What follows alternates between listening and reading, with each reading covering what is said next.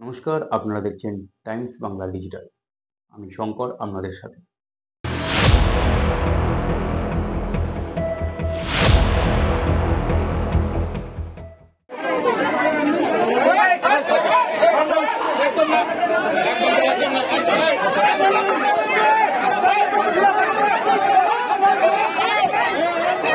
তো মেয়েটা তো বাইরে খেলছিল বলতে ও হাঁকালো যে এখানে শুন, তো সব ছেলেগুলোকে বাইরে বার করালো, আর ওকে কপাটা লাগাই গোটা হাত গায়ে ওকে বলাইছিল।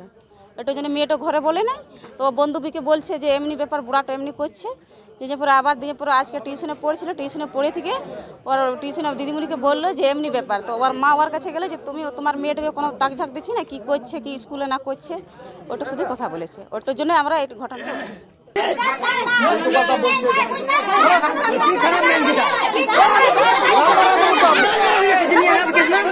এই পরিস্থিতি ঘিরে তুমুল উত্তেজনা দেখা দেয় এবং সেখানে আসে বিশাল এক পুলিশ বাহিনী।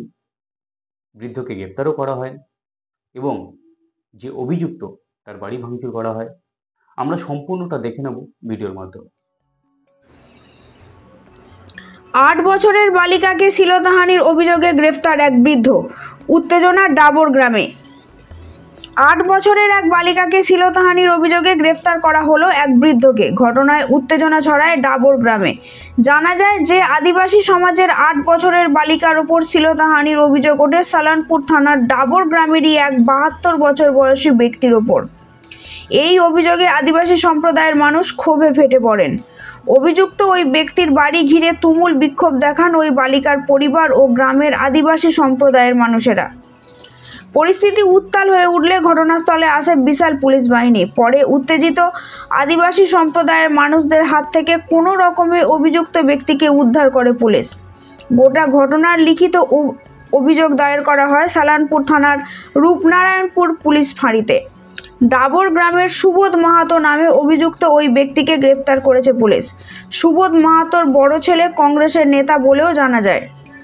তৃণমূলের আদিবাসী সম্প্রদায়ের নেতা জয়েশ হাসদা জানান 8 বছরের বালিকাকে শ্লীলতাহানি করা হয়েছে। অভিযুক্তকে পুলিশ গ্রেপ্তার করেছে। আমাদের একটাই দাবি, অভিযুক্ত যেন কঠোর শাস্তি হয়।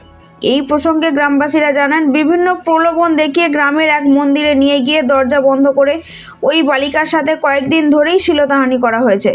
এই কথা বালিকা তার এক বন্ধুকে জানায়। তারপর বালিকার বন্ধুটি তাদের টিউশন টিচারকে জানায়। টিউশন টিচার বাড়ির সদস্যদের জানালে বাড়ির লোকজন ও গ্রামবাসীরা সবাই মিলে তার বাড়ি গিয়ে অভিযুক্তর ওপর চড়াও হয়। পুলিশ গিয়ে পরিস্থিতি নিয়ন্ত্রণে আনে। অভিযুক্তকে গ্রেফতার করে পুলিশ। পরিবার সহ গ্রামবাসীরা দাবি জানায় দোষীর কঠোর শাস্তির।